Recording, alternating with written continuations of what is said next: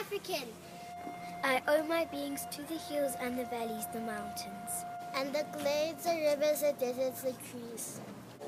The flowers, the seas, and the ever-changing seasons that define the face of our native land. My body has frozen in the frost and in our later-day snows. It has thawed in the warmth of the sunshine and melted in the heat of the midday sun. The crack and the rumble of the summer thunders, lashed by startling lightning, have been accused both of trembling and of hope. The fragrance of nature has been a pleasure to us.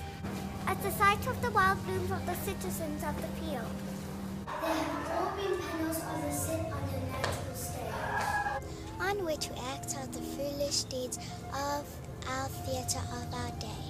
I am informed of the migrants who left Europe to find a new home on our native land. Whatever their actions, they remain still part of me. In my veins courses the blood of the Malay slaves who came from the east. Their proud dignity informs my bearing, their culture a part of my essence. I am the grandchild of the warrior men and women. My mind and my knowledge of myself is formed by the victories that are the jewels in our African crown. I have seen what happens when one person has superiority of force over another.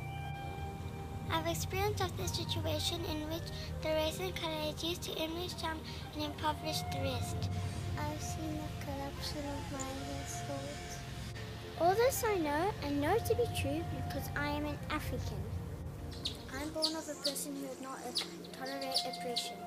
I am of a nation that will not allow that fear of death. They are patient because history is on their side. These masses do not despair because today the weather is bad. Nor do they turn triumphalist when tomorrow the sun shines. Whatever the circumstances they have lived through and because of that experience, they are determined to define for themselves who they are and who they should be. It is a firm assertion made by ourselves that South Africa belongs to all who live in it, black and white. It recognizes the fact that the dignity of the individual is both an objective which society must pursue. It seeks to create the situation in which all our people shall be free from fear. It aims to open the doors so that those who are disadvantaged can assume their place in society as equals with their fellow human beings. It proves the opportunity to enable each one and to all to state their views. It enables the resolution of conflicts by peaceful means rather than to resort to force. It rejoices in the diversity of our people and creates a space for all of us voluntarily to defy ourselves as one people. As an African, this is an achievement which I am proud.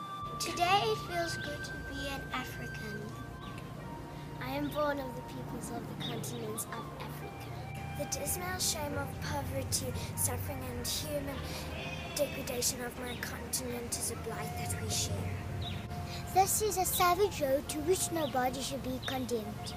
This thing that we have done today in the small corner of a great continent that has contributed so decisively to the evolution of humanity says that Africa reaffirms that she is continuing to rise from the ashes. Whatever the setback from the moment, nothing can stop us now. Whatever the difficulties, Africa shall be at peace. However improbable it may sound to the skeptics, Africa will prosper. Because we say today, nothing can stop us now.